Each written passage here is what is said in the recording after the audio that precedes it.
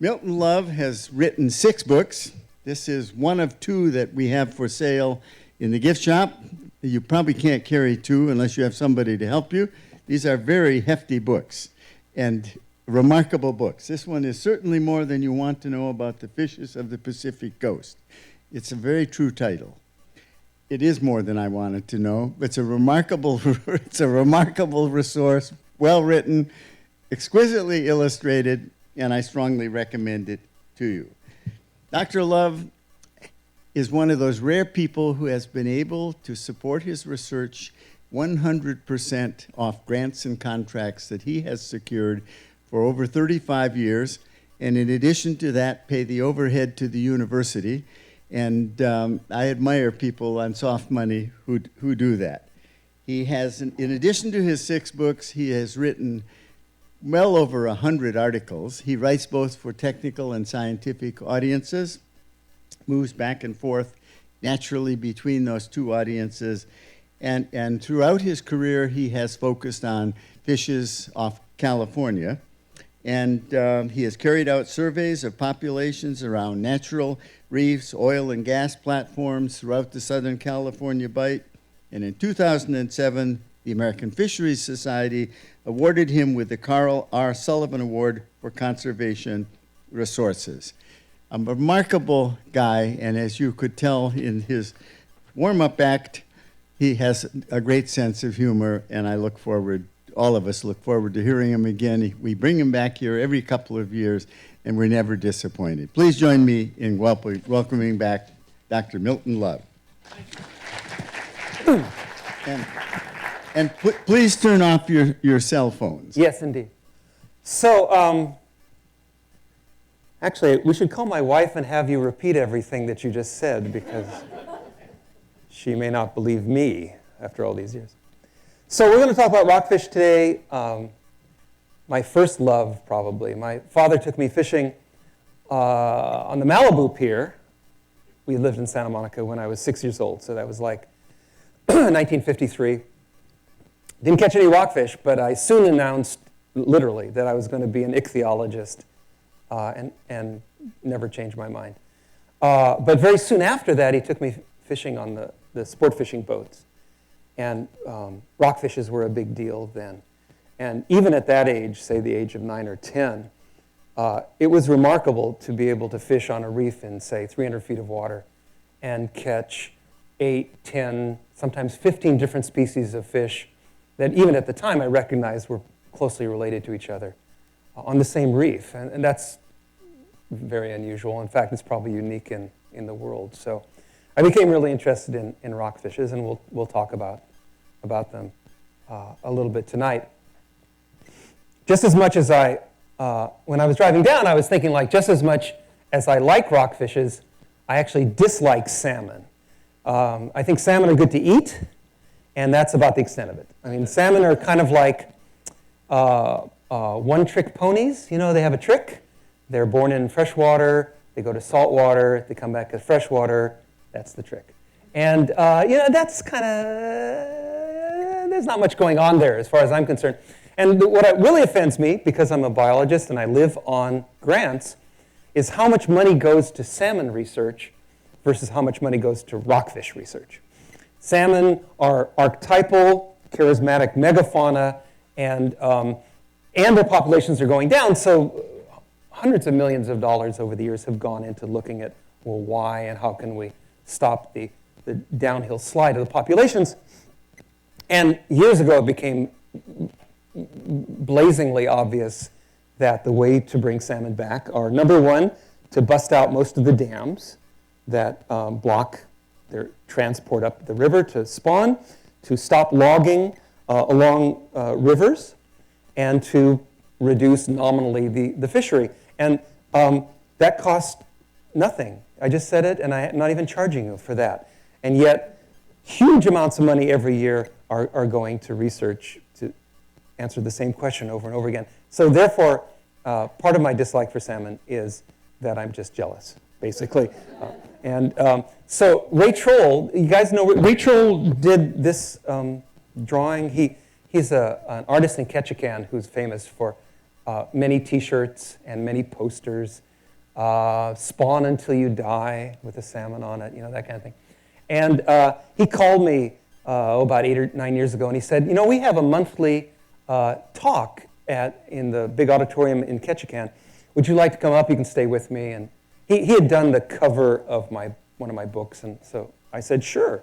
So I came up, but beforehand, the local newspaper called me up and wanted to interview me to publicize the talk. And I did my little riff about how much I hate salmon.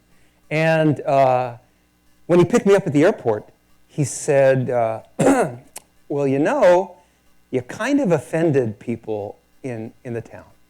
And I said, well, why? And he said, well, all those things you said about salmon. He said, you offended everyone. And I said, well, what do you want me to do? He said, I want you to apologize. And I said, well, how am I going to apologize to the whole town? He said, well, we have a NPR station, and I've booked you for 4:30.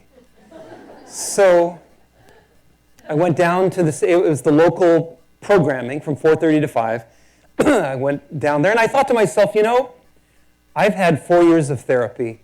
I can apologize to anybody about anything. So I did. I said, I understand it's very important, and salmon are important fauna for First Nation people, Native American people, you white folks, all these people. And but to myself, I said, yeah, but I still think they're wussy fish. I mean, that's just my view. So we're going to talk about rockfish. This is one of them. This is just kind of a placeholder. This is a vermilion rockfish. Anglers called him red snapper. Certainly since recorded history, rockfishes have been important economically, both for sport fishermen and for commercial fishermen. And if you look at the kitchen middens of Native Americans in the United States and First Nation people in British Columbia, rockfishes were important as much as 8,000 or 9,000 years ago. So people have been eating them in great quantities. They're easy to catch. In the old days, they were very abundant. And so they kind of dominated some nearshore fisheries for a very long time. Let's see. There you go. So let's talk about who first described rockfishes. There are 4 species in the Atlantic. And as you imagine, because biology really started in Europe, the very first rockfish was described by this gentleman here, Cuvier, Jean-Léopold Nicolas Frédéric Cuvier. So one of the great survivors in French history, survivors because he was already an important government figure under Louis. When Louis lost his head, Cuvier retained his position at the museum under the Terror.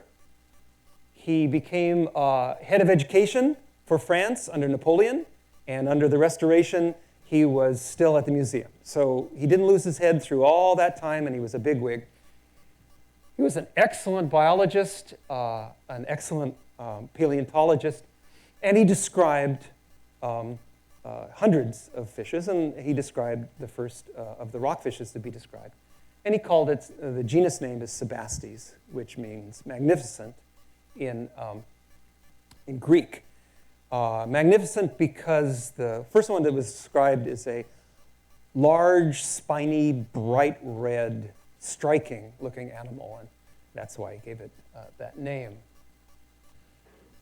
In California, which is, we will discover the heartland of rockfishes, the first person to look at rockfishes in a scientific way was a guy named William Ayers. William Ayers was a physician in Gold Rush, San Francisco. This is a picture of Gold Rush, San Francisco. San Francisco burned down 3 times between about 1849 and 1855. This is one of the later restorations because they're actually using brick. And most of the biologists who came with the Gold Rush were physicians. They met at the California Academy of Sciences, which was not the Auguste structure that is in San Francisco now. It was wooden building initially in 1851 where they started. And they would come in, and there was botanists, and there was herpetologists and vertebrates, and he was basically the fish guy. And they would give papers, and they would just say, in his case, he would say, I went down to the fish market, and I found this fish, and there'd be a drawing, and he would describe it. And that's the way people described fishes in those days. There was no money to go out and collect them, so you went down to the dories as the Genoans and Sicilians came in on the banks of the San Francisco Bay, and you just go through the fish until you saw one you didn't recognize, and you bought it, and you would describe it.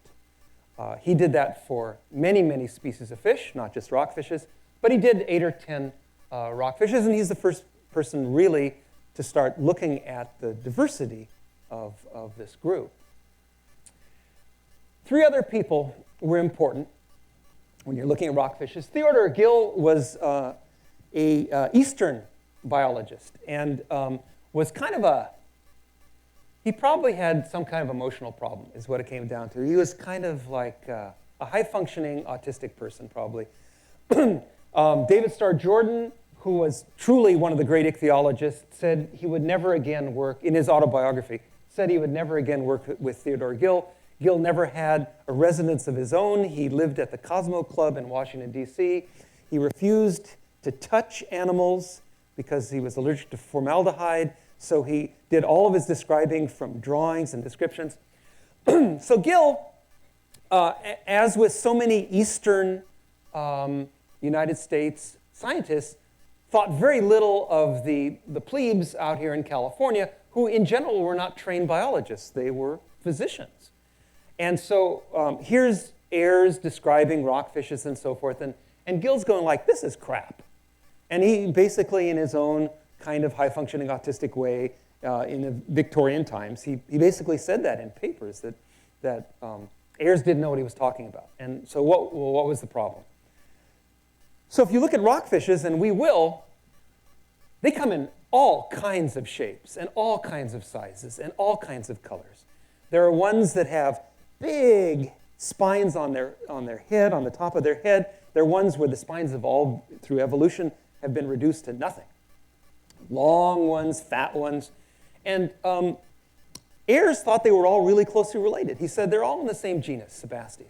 Gill, who, God forbid, he would actually touch one of these fish, and only went by descriptions that he read, he went, this is impossible. You know, there's got to be at least 4 different genera. And Ayers doesn't know what he's talking about. So he split, this is called splitting, taxonomic splitting. He split one genera into about 4. Now, it turns out, to skip ahead, that Ayers was right, actually. And Gill was dead wrong. If you look at the DNA, they're all really closely related. But it was enough that in about 10 years, by about 1861, Ayers gave up. I mean, you get a sense that he just felt like, well, these people in the East, they know far more than I. And he stopped producing, even though, in retrospect, he was actually very, very good at describing fish and very accurate at what he did. Anyway, so Gill was the first person to cause a problem among people who studied rockfishes. Because they looked so different, he started splitting them into many different genera. David Starr Jordan, who arguably was one of the great ichthyologists of all time, along with being the first president of Stanford University, a major force in the peace movement, international peace movement before the First World War, bunch of stuff. He did all kinds of things. And he produced, along with Barton Everman, these massive 4 volumes that described all of the fishes from North and Middle America, published in about 1898. His group looked at rockfishes, and by this time, there was about 30 of them that had been described, 35 of them. And again, they were just overwhelmed by all these shapes and sizes, and he broke them up into about 8 different genera, based on, lots of spines, not very many spines, long, short, and so forth. And that kind of was what everybody accepted until the 40s, when you have Dr. Matsubara. Now, Dr. Matsubara was a Japanese biologist, and there are about 30 species in Japan. And in 1944, and if you think about it, like in the middle of the Second World War, here's this dude looking at rockfish, you got to hand it to him, he said, you know what? They're all the same. They're all one big, genus. And it took about 20 years for everybody else who studied rockfishes to go like, yeah, well, maybe the dude's right. This is before people could look at mitochondrial DNA or genomic DNA and really establish that. But by about the mid-60s, everybody had reverted right back to what Ayers said in 1851. Yep, there's only one genus. They're all very closely related. So if you look at where they're distributed, the vast majority of rockfish are found along our coast, really from maybe northern Baja California to Washington or so. Here in Southern California, there's probably 46 or 47 species. And then the numbers just decline until when you get up here into the Bering Sea, there's maybe like 4 of them. And then you slide over here and it goes up and up and up, and there's about 30 in Japan. Then if you go over here to the North Atlantic, there's 4 species. And almost certainly what happened was, I think I said during dinner I gave the wrong number, but about 6 million years ago, this was a more or less ice-free zone, and there was a large interchange of fishes between the Atlantic and the Pacific. It's actually called the Great Arctic Interchange. And at least one species came up through the Bering Sea, swam over here, got over here, one species of rockfish. And in the ensuing millions of years, there have been 3 speciation events. So there's now 4 species that live over here. And down here, one species crossed over probably during one of the ice ages when the water was relatively cool in the tropics, crossed over as a larvae probably, got down here, and there are 2 species off Chile and Patagonia, and then one species that crosses the Atlantic, and that species lives in the Cape of Good Hope also. So that's where they live. They probably, well, we can continue. That gives you an idea. That's what I thought in 2002. The numbers have changed slightly. The colors would be the same, but we probably beefed the numbers up slightly. Not a lot is known along the Baja California coast, but they decline just to a handful. It just gets too warm. The surface waters get too warm for the larvae by the time you get down to southern Baja California. There's only a couple that can withstand. And then there's a bunch that live in the Gulf of California. Again, probably they came around during 1 or 2 ice ages and then got trapped here and then speciated. There's only one species found in the Gulf of California that's found on the outer coast.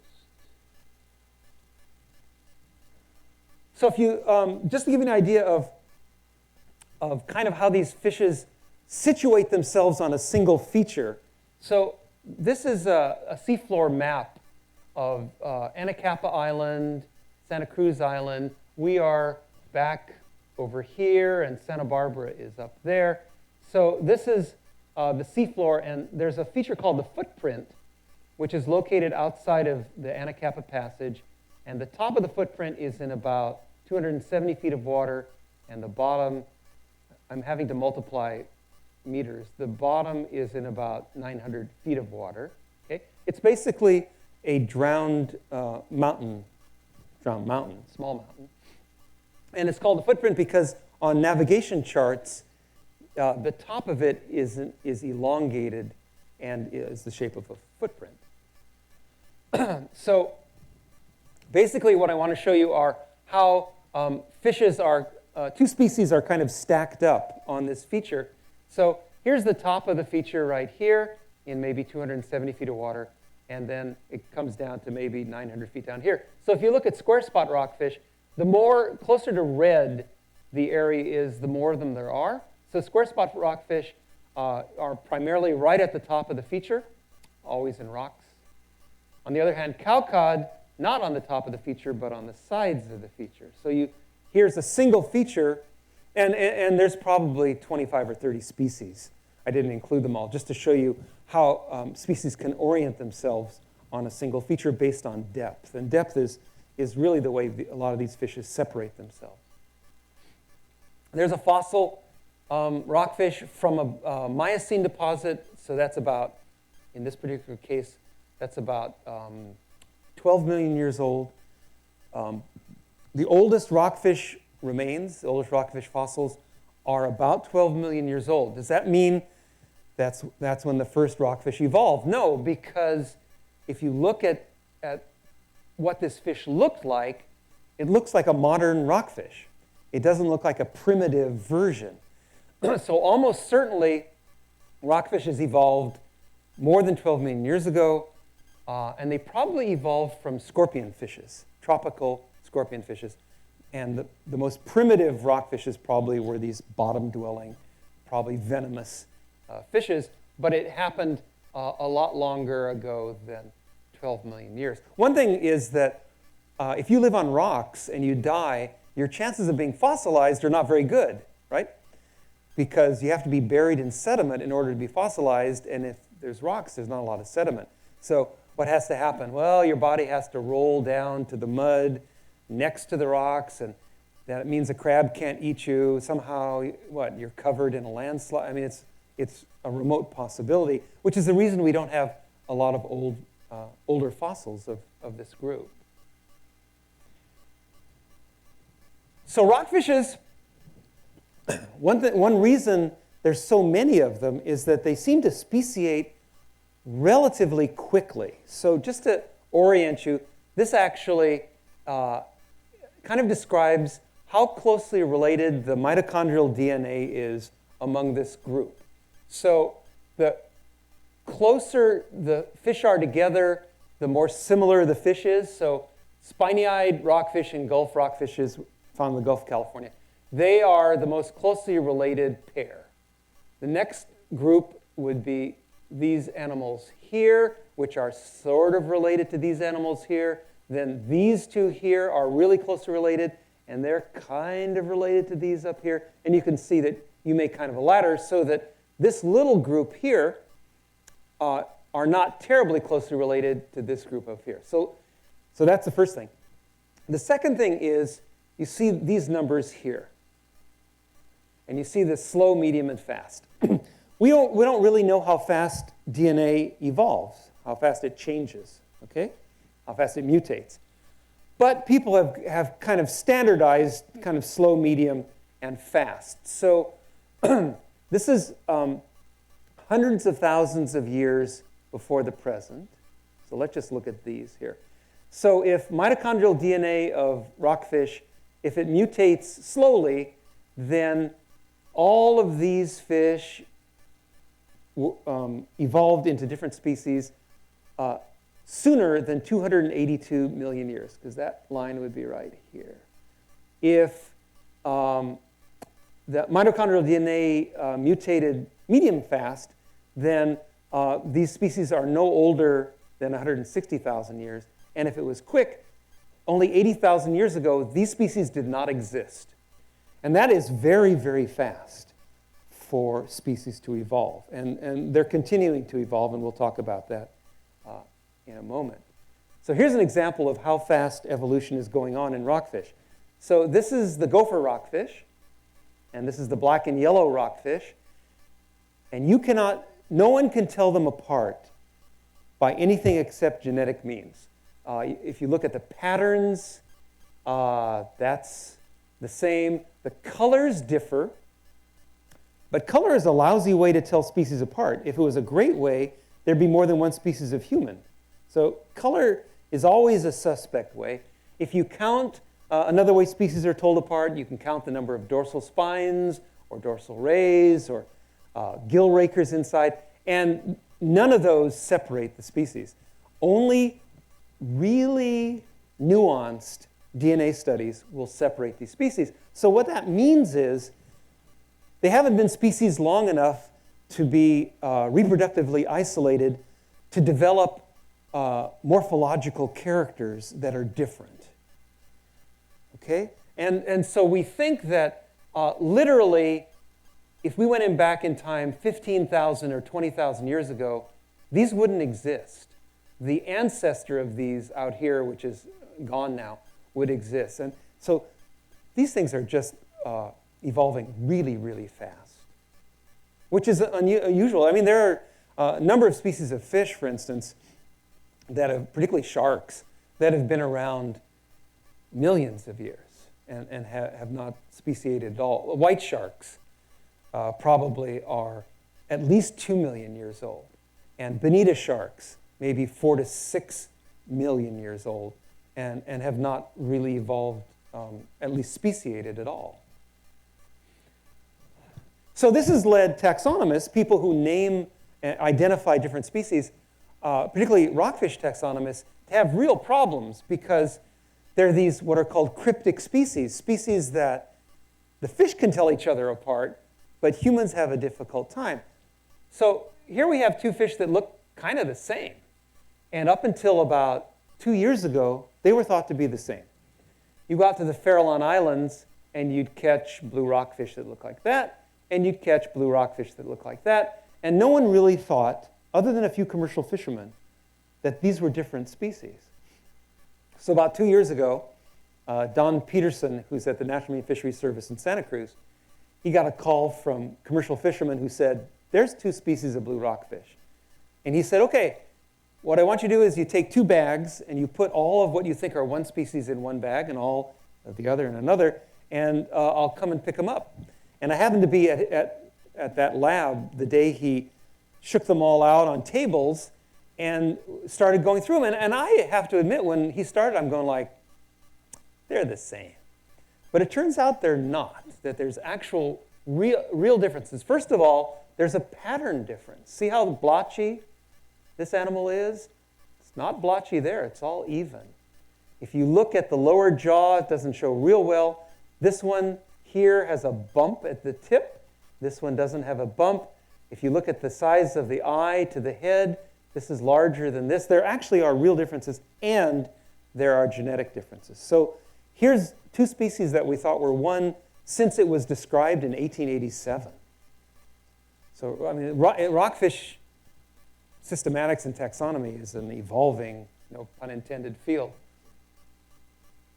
This one is super difficult.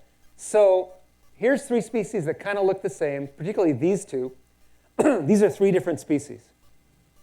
Until recently, this was called a vermilion rockfish, and this was called a vermilion rockfish. And I remember when I was a commercial fisherman in the late 60s, we would catch both of these. And I remember I was taught that these were called island reds and these were called mainland reds. I mean, we actually knew that they looked different, but no one thought they were different species. And this is the Canary rockfish. But it turns out, genetically, they're all different. These 2, the top 2 are actually very closely related, and they're not actually that closely related to the third one, even though they look similar. So there's just a lot of this going on. And then the last example, here's one that I think exists, but I can't be sure. So this is a Pygmy rockfish, the name of it. And this is the way they look in Southern California. And this is the way what we call Pygmy rockfish look off Washington. See that big white stripe there? You never see a big white stripe on any Pygmy in Southern California. And I've looked on video at, I don't know, tens of thousands of them. By the same token, you go off Washington, you never see one that looks like the one on the left. They always look on the right. And knowing what we know about rockfish, they're probably different species, but right now we call them the same. Well, one of the problems is it's easy to catch the one on the right. You can get them in trawl nets. If you drag your nets near rocks, you'll catch them. This one, no one ever catches. I've used little tiny Cebiche hooks, like number 16s, the kind that you could probably catch a gnat. And we've caught one in 18 years of trying. You don't catch them in nets, and they live too deep for divers to get them. So even though I'm pretty sure they're different species, I can't prove it. The other issue with rockfish is that they hybridize in some cases. But they hybridize in very specific ways. So as we will discuss in a moment, rockfishes have internal fertilization. So it's not like herring, where eggs are like plastered onto a piece of kelp, and then a bunch of males come and spray sperm on it. You actually have to have a male insert what is similar to a penis into a female, and so that they have to both recognize each other as the same species, ideally. But if you go to Puget Sound, 3 species are known to hybridize with each other. Copper rockfish, quillbacks, and browns. If you go to Monterey, where those species live, they don't hybridize with each other. And in fact, they only hybridize in the Puget Sound, Salish Sea area for reasons that are obscure. So here, people send me photographs like this all the time. Here's a fish, you look at it and go like, golly, it kind of looks like a brown rockfish, but it's got the dorsal spines of a quillback. It's a hybrid. That's my fallback. Oh, it's a hybrid. So there are taxonomic problems, and then there are also fishery problems.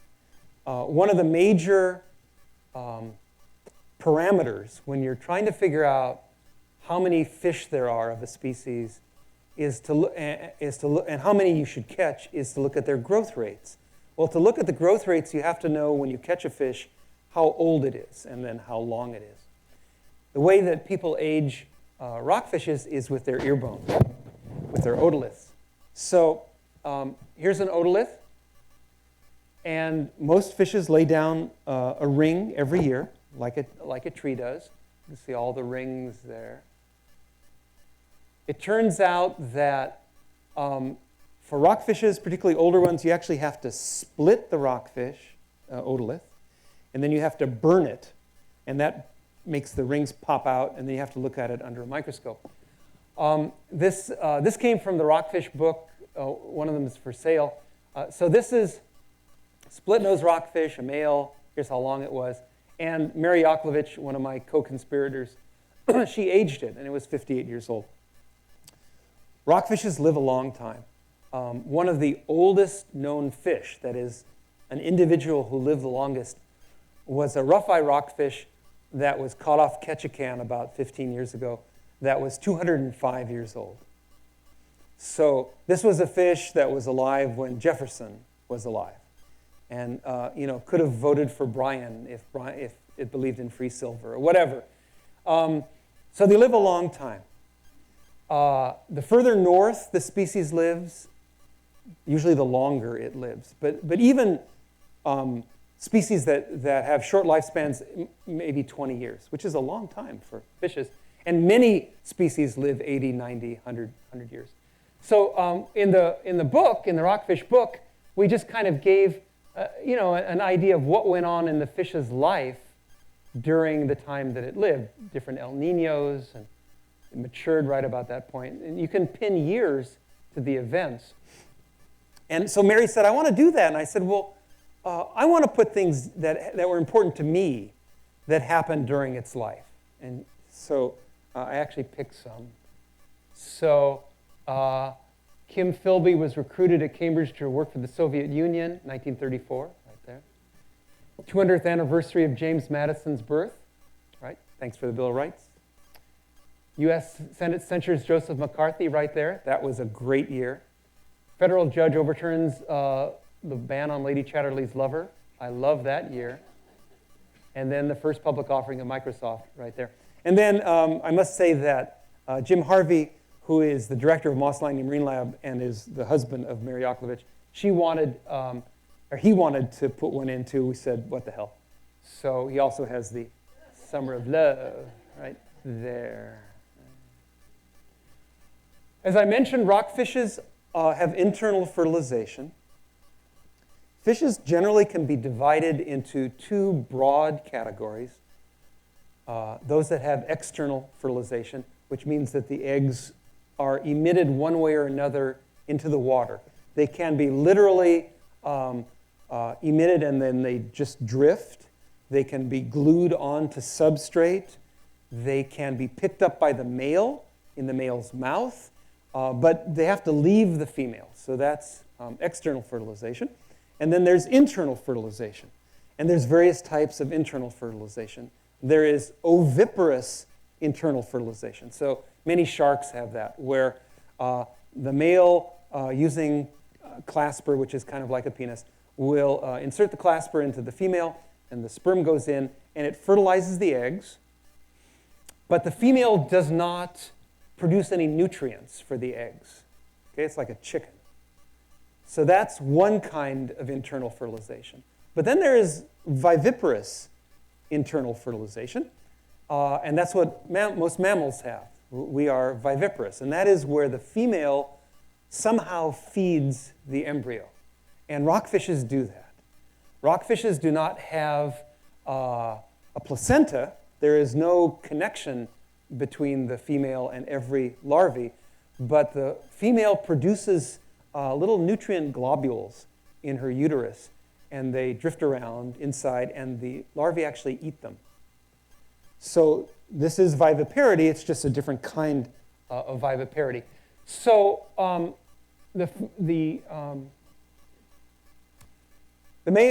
rockfish have to have some sort of mating procedure leading to all of this. And nobody has ever seen mating on the entire Pacific coast of any rockfish.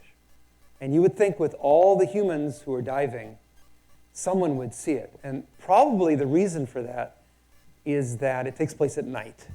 And there's not a lot of night diving. A lot of rockfish live deeper than diver depth. What has been seen is kind of mating rituals on occasion. This shot was actually taken in Japan. The Japanese have actually seen mating with their rockfishes. And if you think about it, our rockfish and their rockfish have been separated for millions of years, and easily could have developed different mating behaviors and so forth.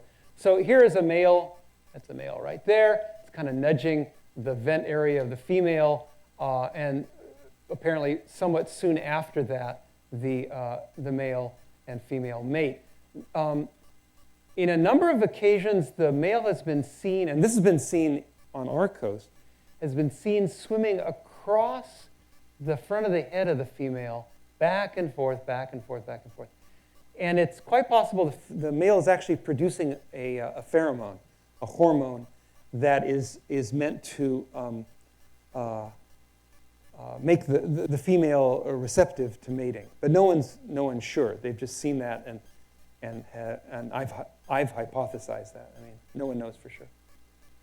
So there's what the eggs look like, and there's what a larvae looks like. The larvae are, when they're born, are not terribly competent. They certainly can't swim. They have to drift around. There's kind of the whole sequence from fertilization all the way. You can see that the larvae is forming, and it's more advanced, and this is what they look like when they're extruded. But they're not terribly competent. And in fact, they probably don't even feed for a day or two. But the key thing is, you see that thing right there? So that's a fat globule. And what that's used for is for energy for the first couple of days. If the larvae doesn't find anything to eat or isn't prepared to eat, it can live off this fat globule. So it turns out that if you look at the larvae produced by a big female of a species, and you compare that to the larvae produced by a small, mature female, the big female produces larvae that have bigger oil globules, which means that when her larvae are out in the water for the first day or two or three or four, there's more nutrients to fall back on than the larvae produced by the young females. And this is this was a guy named Steve Berkeley who developed this, not only this theory, but then proved it. And it's called the big, old, fat female hypothesis, BOF. Why is BOF important? Well, if you look at a fishery, almost always the first fish that are caught are the biggest ones. Almost never does a fishery focus on little ones first. So in rockfish fisheries, if you're catching the big females first, you're actually catching the ones that produce the healthiest larvae, and the ones most likely to survive. So you're actually doing a disservice to the next generation. So people who are involved in fisheries management for rockfish are starting to have to go like, well, it's not enough to say the fishery takes 100 tons of species A. What we really want is for them not to take the big ones, or at least not all the big ones. Just to give you an idea, the fact that almost all rockfish larvae look exactly the same. When you look at them under a microscope, you can only tell about 6 species of 100 apart. And why is that a problem? Well, one of the ways that you can figure out how many fish of a species there are in Southern California is you can drag plankton nets through the water, and you catch ichthyoplankton, you catch the larvae. You identify the larvae, and then you can say, you know what?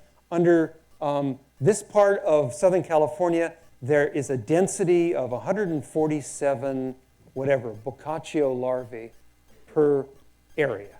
And you can actually hindcast, you can actually say, and we think X 100 tons of females produce them. It's a way of actually trying to estimate the adult population by how many larvae. But if you can't tell the larvae apart, you can't use that technique. And that's one of the reasons it's so hard to estimate the number of rockfish of a species there are. It's much easier to estimate sardine abundance or anchovy abundance or Dover sole abundance than it is to do rockfishes. It's very tenuous. So once you're a larvae and you're extruded out into the water column, you're a larvae, if you're a rockfish, you're a larvae for about a month on average. Now, if you're the kind of rockfish that lives in shallow water, gopher rockfish, black and yellows, kelps, treefish, you actually settle out in nearshore waters when you're a big larvae and you're about, whatever that is, you're about half a centimeter long or something like that. But if you're any other kind of rockfish, you're drifting out there, you turn into a juvenile rockfish out at sea. And you may be a juvenile rockfish for a month, 2 months, 3 months, as much as 8 months. By that time, you can actually swim. And you find them in various places. This is a treefish, kind of a rockfish, and they're always found under drifting kelp. No one has ever found treefish any other place. So the implication is they depend on drifting stuff as a nursery ground. And if there is no drifting stuff, those larvae are going to get eaten or starve to death because they don't have the nursery habitat. Same thing, this is a split-nosed rockfish, extremely abundant in deeper water. The juveniles are only found under drifting kelp. On the other hand, this is a juvenile vermilion rockfish, which is, of course, because it's a rockfish, it's not vermilion in color, it's black when it's very young. And they settle out in kind of little cobbly areas in about 60 feet of water, 70 feet of water, come out of the plankton. And as they get bigger and older, they go deeper and deeper, and they turn bright red. This is a slightly older juvenile of a vermilion. And then they turn into that thing when they get older. So the juveniles look entirely different than the adults. And in fact, when the first people were describing rockfish, in many cases, because the juveniles may not look like the adults, they thought they were 2 different species. And they would describe them as different species until they figured things out. They also change color and pattern, which makes things even more confusing. So these are all taken from the submarine that I used to use. So there is a chili pepper. That's kind of the standard way they look. If you catch them and you bring them on a boat, you go like, oh yeah, that's a chili pepper. But if you're down 600 feet of water and you turn the lights of the sub on and they're sitting in a rock pile, that's what they look like. And if you keep shining the lights on them, a minute later, that's what they look like, because they can actually change color and pattern when they're stressed. Same thing with our friend here, the chameleon rockfish. This is when the sub first came on it. It was red with these white blotches, and you see the white got bigger and bigger the longer we just sat there, and it was staring at the lights, which of course it would never have done in its life. This is down about 900 feet of water, and it's super dark down there. So one of the reasons that you have to have fisheries managers work with rockfish is that, as I mentioned before, they have a very long history of being fished, certainly Native Americans, but easily by the 1890s, 1900s, a lot of people fished for rockfish commercially. You didn't make a lot of money. They weren't like salmon or tunas or things like that, where the per pound value was really high, but it was very steady work. And even if you only made, in the case of this gentleman in about 1928, same guy, you filled the boat up and you only made 2 cents a pound, you still made a living. And people, particularly in Central California, but Southern California, they raised families on catching rockfish hook and line. This is a Monterey boat off Point Sur. And this was common. You could fill the entire boat up with very primitive hook and line gear. That worked fine until the 1960s.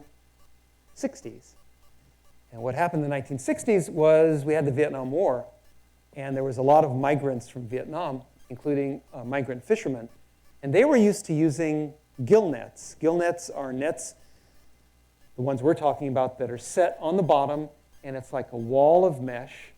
They're anchored, and then fish run into them and then get caught.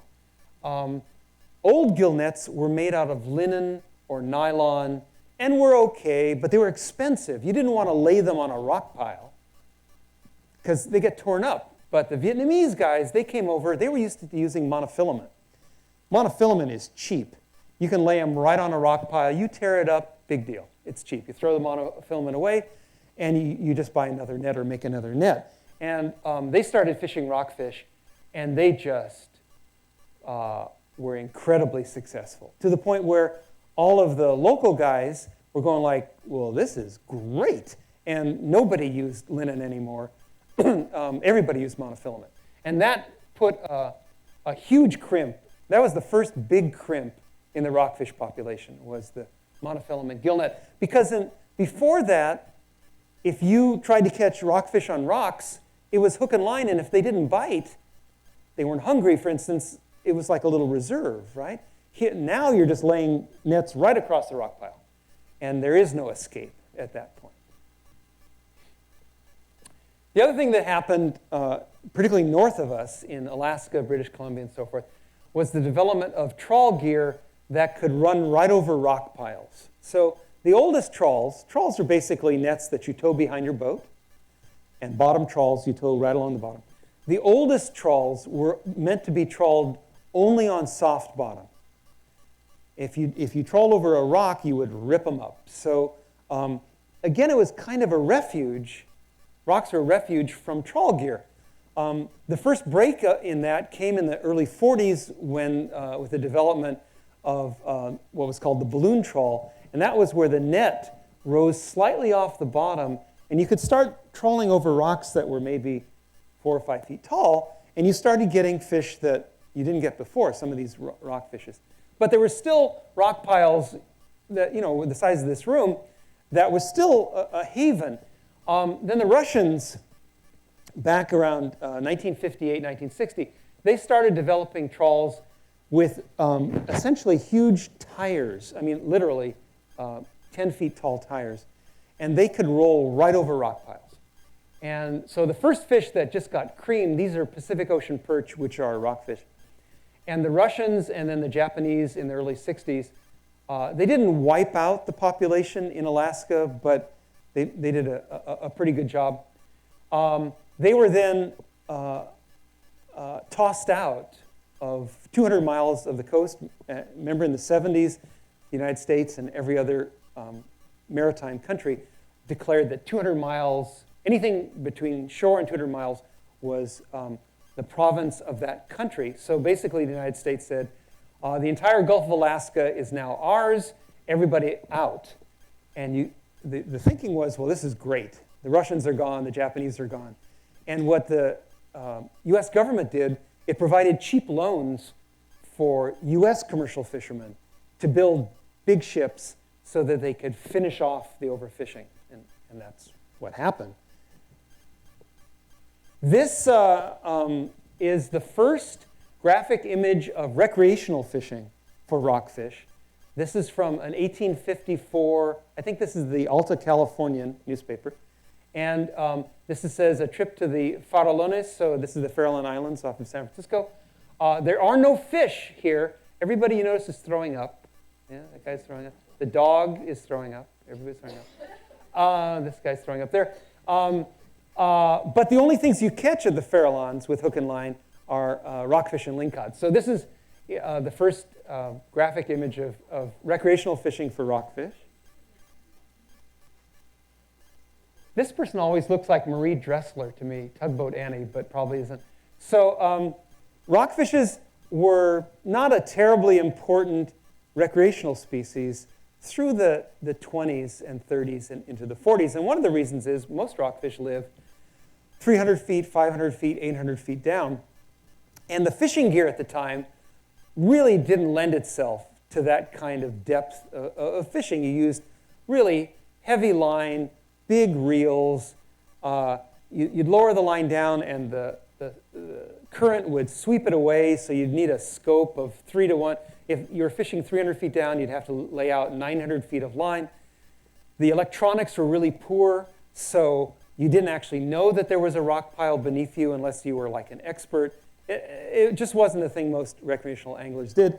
But there was some. This was Catalina. There's the casino right back there. And these people had caught primarily vermilion rockfish. So they were probably fishing in a couple hundred feet of water. So people fished for rockfish when the more estimal fish like yellowtail and tuna weren't around. So it was mainly a wintertime recreational fishing. And you had to be pretty hardy to want to fish for rockfish. Then what happened was there was some major technological breakthroughs. People developed monofilament line.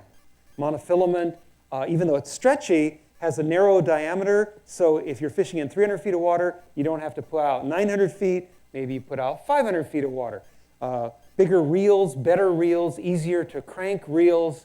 All of that happened. And but at the same time, the electronics that sport fishing boats had became much better. All of a sudden, you had Loran. Well, Loran would allow you to go back to near the same place day after day after day without landmarks, for instance. You had radar, which also allowed you to position yourself. You had really good fathometers, so you could see when the rock pile first developed. So you could start going back to places that previously no one could find again. You know, you found it and, I can't remember where it was. So rockfish became an all-year kind of thing, from being, it's so much work, to boats that specialized in rockcod fishing. So you wound up with these boats. This was taken by Bill Beebe, who was the outdoor columnist for the Daily Outlook in Santa Monica, where I grew up. And he went on board this boat, and they fished out at what was called Hidden Reef, which is a big reef area by Santa Barbara Island. And they caught lots of big fish. Big boccaccio. There's a cowcod. I have a tattoo of a cowcod. It's my favorite rockfish is a cowcod. And you think, well, big deal. How much damage can a party boat do? And it turns out a lot of damage.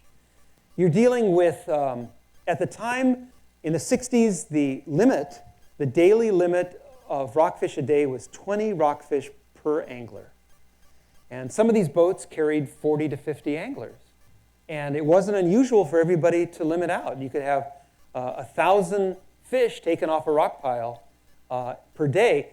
Big fish, because what people did, and by golly, I was a fisherman at the time, you get a small fish, well, you don't want that to count, so you used it for bait, or you threw it overboard. So you're actually catching more than your limit, but there was very little enforcement. And you had dozens and dozens and dozens of party boats carrying thousands and thousands of people. And arguably, the overfishing that eventually occurred for rockfish in Southern California was not just a commercial fisherman's responsibility, it was the recreational anglers also. And this was before the rise of little boats, of skiffs and cabin cruisers. By the 90s, you had people in private vessels whose electronics were just as good as anybody else's, and they could go back to the same place and just pound these reefs over and over and over again. A lot of my research has been to take a little submarine and look at fish populations, not only at oil platforms, but at all of the major reefs in Southern California. And I actually went to this location 30 years after these photographs were taken, and these fish didn't exist. I mean, the largest fish on some of these spots were like a foot and a half long. They'd all been caught by one source or another. There I am. In fact, I helped overfish. That's, let's see, I must have been 13, 1960, doing my best to overfish. So what this means is for rockfish populations is, for a number of species, they just went into the toilet. So just to orient you, so these are the species that the federal government declared overfished. And how do you declare a species overfished? If a species dips below 40% of its unfished level, it's overfished. If it gets below 25%, you have to develop draconian laws to bring the population back. So if you look at 1995, all of these species had gone below the overfishing level, and most of them were in the, we got to do something draconian level. So one of the problems with trying to figure out how to manage rockfish is that, unlike a tuna, you catch a tuna near the surface and you bring it up, as long as you don't stick a gaff in it, if you net it, you can take the hook out and toss it back, and they'll almost all survive. Rockfishes, you get them from deeper than about 100 feet of water, and this is what happens to them. They blow up.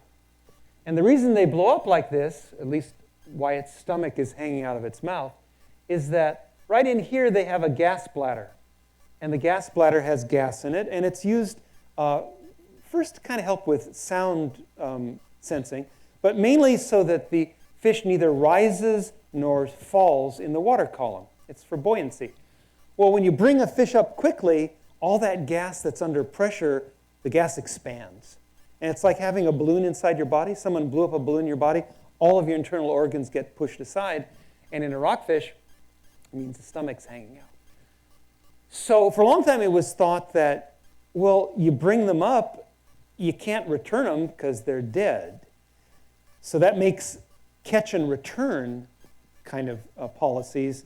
It just obviates them. You can't do it. Now, it turns out that that's not true, and we'll talk about that in a second, but that's what people assume. So then people started thinking, well, maybe we can just have hatcheries for rockfish, like you have hatcheries for salmon, for instance. And in Japan and Korea, they do that. They actually spawn them, and then they raise the larvae until they're juveniles, and then when they're about a foot long, they harvest them and sell them. So in theory, you could replace the rockfish that are caught by a hatchery. There they are, feeding them. And there's the ones, this is in Korea. So if you look at the aquaculture production and you compare a rockfish aquaculture in the United States production versus Korea, this is what you find. So in 2007, 35 million tons of rockfish were grown, right? And in the United States, since the beginning of time, 13 billion years ago, 0 pounds, not so good. So there's $197 million worth, and of course, 0. So the problem that we face is that this is kind of a high technology thing. If you want to raise salmon, you can take salmon sperm and you can take salmon eggs, and in a petri dish, you put them together, and then you put that underwater, and the fertilized eggs eventually will turn into little salmon, right? But with rockfish, you have to have internal fertilization. Remember? The male has to mate with the female because the female has to feed the larvae. If she doesn't feed the larvae, they will not survive. So it's not as simple as salmon culture. So a lot of commercial fishermen, they thought, well, this is trivial. Maybe there's overfishing, but we'll just have hatcheries, thinking it's like salmon. And this was actually a letter written by one of the hook and line commercial fishermen. He said, how to restore depleted area to near carrying levels in 10 years easily and with low monetary expenditures. Take the roe and milk from gravid fish, mix together, reintroduce proper areas. We can achieve nearly 100% fertilization. This is being right now in private industry. Yeah. So it always blows my mind. This is a guy who was fishing for rockfish for like 40 years, and he actually didn't understand the basic concepts of reproduction, why you can't do this super easily. In theory, you could do it, but it would be ruinously expensive to bring fish back, rockfish back, with hatcheries. Even if you were in Korea, it'd be hard, or they actually know what they're doing.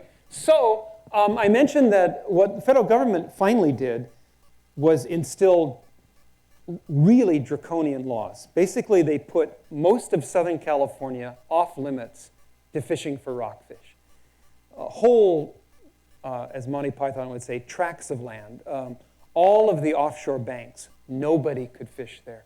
Any water deeper than, I think initially, 300 feet of water, no one could fish out there. Basically, they said, ain't nobody fishing for deep water rockfish, period. And that was true actually for much of the Pacific coast. And the estimates were, well, this will work, but it might take a century to work because rockfish reproduce very poorly. But that's actually what happened. So it turns out that a number of species responded really fast to literally to everybody's intense surprise, so that the only fish that really hasn't responded very much are cowcod, and even they are starting to return.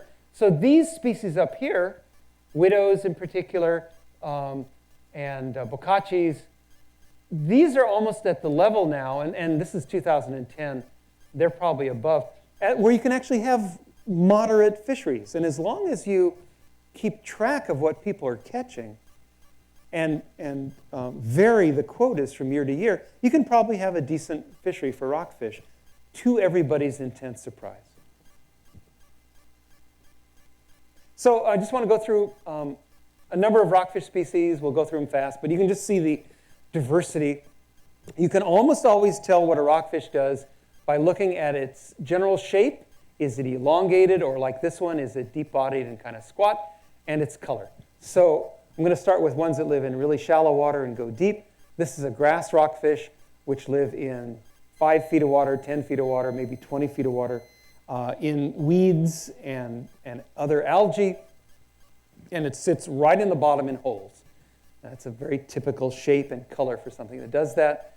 There is the tree fish, which again is squat, big spines and so forth, and feeds on crabs and stuff, is very territorial, and actually will lock jaws. In particular, the males will fight over territories, and they lock jaws with each other.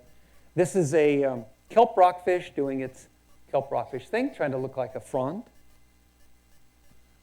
This is a copper rockfish, and you can see that the one male in the back is challenging another one. And they actually are locking jaws. It's very civilized, though. No one ever dies. One of them finally says, okay, whatever, I'm gone. And you actually see it between species. So there's a copper on the right and a quillback on the left. And they set up territories. They'll actually patrol territories, and they chase off other fish. Nice picture. There's a quillback. But again, these are bottom-dwelling fish, squat, heavy, multicolored, so they blend in with the habitat. And then you have groups of rockfish that virtually never are on the bottom and are always up in the water column. This is the blue rockfish. They're kind of streamlined. There's been selection for a reduction in spines so that when they swim, there's not a lot of friction going on. There's a black rockfish, same thing. These actually can migrate hundreds of miles sometimes. So they're nice and sleek for a rockfish. Similar, related, this is the Yellowtail Rockfish, again, up in the water column in the kelp beds. Widow rockfish used to be it had the shortest lived, largest fishery on the Pacific coast. These fish form big aggregations above rock piles in maybe 300 feet of water. And until about 1982, no one knew how to catch them because they don't bite very well on hooks. And then someone thought, well, maybe I can just take a big trawl net and trawl above these pinnacles, maybe 50 feet above them. And I can, catch widows that way. And that was incredibly successful. And that fishery, and I'm not kidding, lasted 3 years. And then they didn't catch every one of them, but they caught so many, it was no longer viable to catch them. There's a brown rockfish. There's a china. Again, that kind of squat shape, and they like living on sponges like that. So this is a juvenile yellow eye rockfish in a sponge, and there is the adult. And for many years, the juvenile was thought to be a different species than the adult because they look so different. This shot was taken on a pinnacle that was south of Sitka, Alaska, and it's famous for the number of lingcod that are there. Since this is not a lingcod talk, I didn't show this picture, but the top of the crest of this underwater feature is very narrow. I mean, it's literally a little peak, and the crest is maybe 3 feet across, and it's down about 120 feet of water. And lingcod, like 6 feet long lingcod, like maximum size lingcod, will lie along it 2 deep on top of each other. And they wait for little rockfish to be carried by currents up the side, and you can see them go and grab one and then come right back and settle down again. It's like someone's pressing a key and out they go. It's very trippy. It actually says something more profound. That's the only place that any of us know where you see large numbers of lingcod. No one fishes there, and it's kind of now it's a marine protected area. Jeremy Jackson, who's a professor at Scripps, he calls it the moving baseline, that what people think was natural 100 years ago when people were here, we would have no memory of that. We don't know. All we know is what we know now. And we think, oh, well, this is natural, but it's not. There's been 100 years of fishing, for instance, in a kelp bed or a reef. And so we have to be very careful when all of us think, well, you go out and look, there's a black sea bass there. And maybe 100 years ago, there was 100 black sea bass there. We just don't know. And so into deeper water, and this actually leads into that. So these are square spot rockfish. This is about 200 feet of water. And there are rock piles that have 500,000 of these small fish. And when you go down in the sub and you see them, you go like, this is amazing, look at them all. But 100 years ago, there was probably all big fish there. And these small fish were probably on the sides, on the external parts of the reefs. The big fish were on the high relief, and they shoved all these small ones to the sides. Once you catch all the big ones, the little ones can just take over the entire reef, which is what many reefs in Southern California, that's what's happened. There are no big fish on a number of large reefs. They're all caught. One of everybody's favorites is the starry rockfish. At depth, when you're in 200 feet of water, there is no red or orange light, and so these are black animals with lighter spots. That's the rosy rockfish. Same difference. These are black in color with a couple of lighter blotches. There's what people are calling pygmy rockfish, probably aren't. So the maximum size of this fish is about 10 inches long. The maximum size of a cowcod is probably 36 inches long. So you have these huge differences in maximum sizes of rockfish. This is the short belly rockfish. You find them in schools of tens of millions of fish. And they're the closest thing to a mackerel in the rockfish. They will get up as a school and just swim away. I mean, you find huge numbers, and they're incredibly important for feeding young seabirds. If you go to the Farallon Islands and you look at what a lot of the animals, the young chicks are being fed, the cormorants and so forth, it's the young of this species. And in years when shortbellies do not reproduce well, when there are very few juveniles, you find that there's very poor reproduction of seabirds because they starve to death. Everybody's favorite, at least among my lab, you go buy a flag rockfish and everybody takes pictures. There's a half-banded. When they sit on the seafloor, they get all blotchy. When they're above the seafloor, all the blotches go away. Boccaccio, overfish species, major commercial species. They get these big dark blotches, which are actually a kind of skin cancer. Doesn't kill them, but Boccaccio seem to be very susceptible to it once they get to a certain size. Many, many individuals have it. There's a cowcod, my favorite. There's a juvenile cowcod. Isn't that amazing? So that one is drifting around in the plankton, maybe 20 feet below the surface, and somehow it turns into that eventually. Wow. No one knows why it has those big pectoral fins. There's no other species of rockfish where the juvenile has those. Going into deeper water, about 600 feet in the Gulf of Alaska, this is Pacific Ocean perch. Major, major commercial species. That's the one the Russians and then the Japanese and then the Americans just clobbered. And even deeper, this is the split-nose rockfish. That's where the juveniles drift around under kelp mats and then eventually swim down. This is in about 1,200 feet of water, 1,300 feet of water. That's where the adults live. That's a bank rockfish, baby bank, sitting in a sponge in about 1,500 feet of water. And this is a black gill rockfish. You can't see the black gill, but it's a black gill rockfish. Now it's about 2,000 feet down. There's another one, 2,000 feet with a big black gill. We love seeing that black gill because then it makes identifying them really easy. And then I think this is the last one. So this is not a rockfish. This is called a thorny head. They've got a band of spines here. An important commercial species, but down around 3,000, 4,000 feet is where most of them are. But they're related to the rockfishes. So I have one clip, a short clip to show you. I mentioned before that up until recently, people thought when you brought a rockfish up from 300 feet of water and its stomach was hanging out, that fish was dead. You couldn't actually return it to depth and have it survive. Then a couple people, a person at Long Beach State and then Elena Pirtle up at Oregon State, they actually looked at that. I mean, is that true? And you can test that hypothesis out. You can put a rockfish in a pressure chamber and mimic taking it from 400 feet of water to the surface, just change the pressure, and it blows up. And then you can ask the question, well, what if we just increase the pressure back to what it was at 400 feet?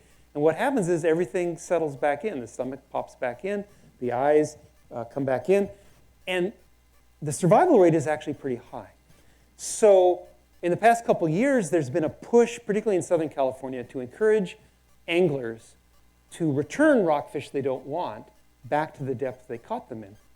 And there's all kinds of little descending devices. So Elena, who did a lot of this work, she got some money. She got, I think, $10K to do a little video showing anglers, how this works. And so she asked me if I wanted to be in it. I said, well, I don't want to be in it, but I have a rockfish puppet who wants to be in it.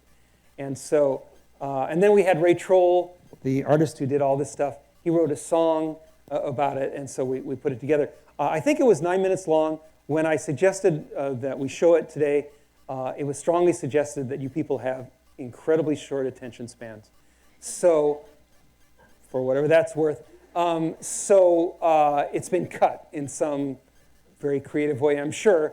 And so I don't even know what it looks like anymore, but we can all take a look at it and see. All right, let's play that video. So barotrauma is that Ever wonder why a taking rockfish it up gets and having them blow barotrauma? Rockfish have a small bag of gas inside them called a swim bladder, which helps control buoyancy.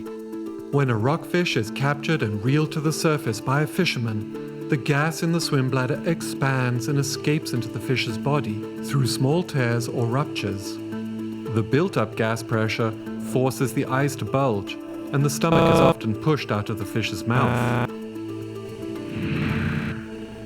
Oh, that's a nice red. You can see that this fish is suffering from some barotrauma because his eyes are averted, popped out. He's not just surprised to see me. I think I had that happen to me once, but I thought I'd eaten a bad sardine.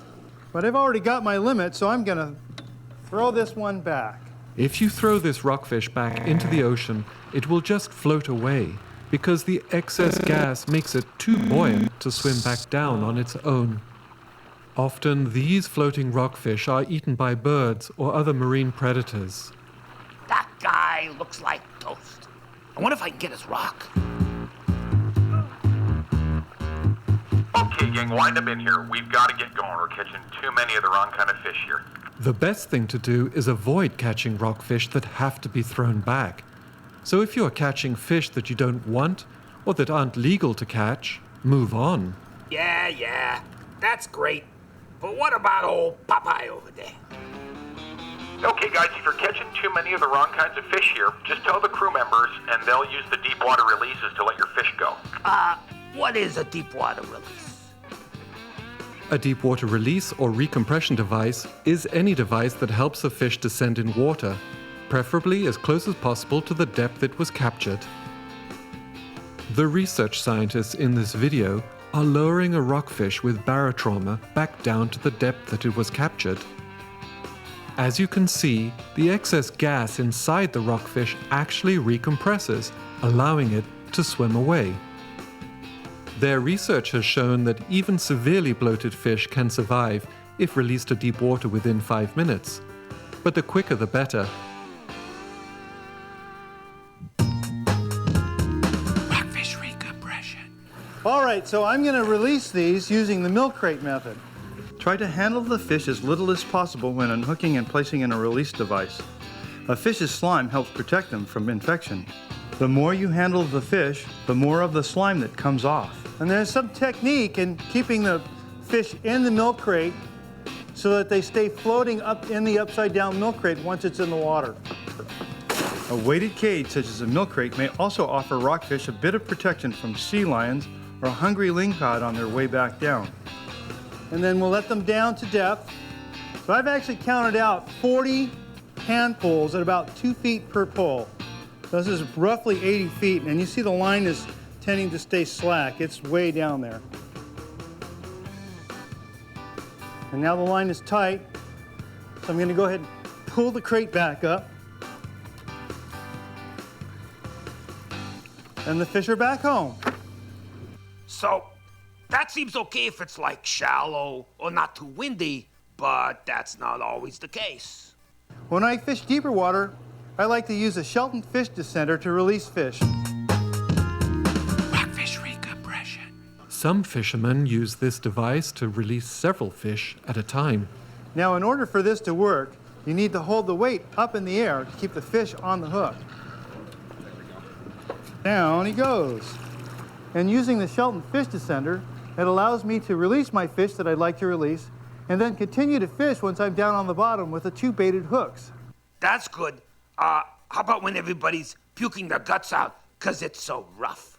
There are several fish gripper devices available, but the weather, the size of the fish, and the bottom type will affect how well they work. Hey, rockfish recompression. This is a black tip catch and release device. It's one of several lip gripping devices that are available on the market. It works by opening the jaws and closing them over the lower jaw of the fish. Then you simply put the fish over the side in the grippers and lower the fish down slowly. It's important that the weight hit the bottom solidly in order to get the jaws to open. It's also important to make sure that there is adequate tension to keep the jaws shut as the fish is descending. Hey, rockfish recompression. This is the Rocklease fish releasing device. The Rocklease is a good choice if your fish are from small to medium size.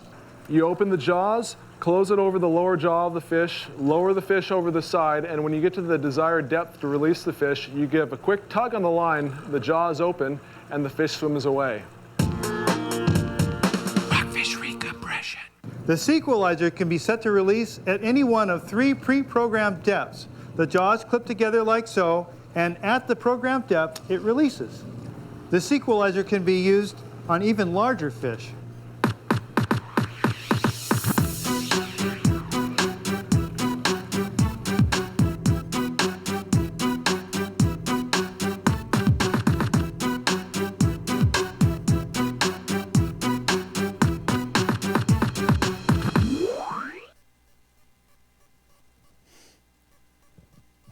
Okay, let's bring the house lights back up. We'll take a couple of questions, and then we'll thank Milton. And if anybody wants to get his books, who has a question? A question there. We got one right here. Question up there. Question down. Why don't you guys arm wrestle? Yeah, you talked about the baby fish will feed under the kelp level. Yeah, live under it. Yeah, live under it. And then as they get older, they descend, but they don't compress, so they evolve as they go down. They probably go, relatively slowly. Yeah. I mean, over the course of days. So it's much easier to go down because your gas is being compressed than it is to go up because your gas is going to expand. So it's the going up part that is so hard on a fish. You mentioned Boccaccio. The National Marine Fisheries Service lists the Puget Sound as endangered and the Southern California as a species of concern.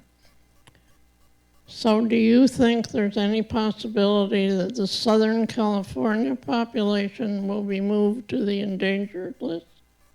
Oh, well, there's a couple things that have happened. So I just talked to a person at the National Marine Fisheries Service in Puget Sound. They've redone the genetics of the Boccaccio from Puget Sound, and it has identical genetics to the outer coast Boccaccio. So it's going to be pulled. They're not going to include that as a. They're not going to list Boccaccio anymore in Puget Sound, because if there's no genetic difference, they can't do it. So the old study said, oh yeah, there's a genetic. These are 2 different populations, but they're not. So that's the first thing. And the second thing is that Boccaccio have made a huge comeback in Southern California, and probably within a year or 2, the Pacific Fisheries Management Council will lift some of the restrictions from Boccaccio. They've reproduced well since '98. So Boccaccio are actually going in the opposite direction from, they're not deteriorating, the population is going up. So they'll probably start fishing them, for better or worse. We'll take one more. Are gill nets still legal? Are gill nets still legal? Yes and no. Let me see how this works. You cannot have set gill nets, which is what took rockfish, between the mainland and 3 miles out, and between any island and a mile out. But you can have drift gill nets in that area. So fishes like white sea bass are taken in drift gill nets. What else do they catch in drift gill nets? Yellowtail, things like that. So they've been excluded from the near shore, but you can still have them up in the water column. Please join me in thanking Milton Love for a wonderful, informative lecture.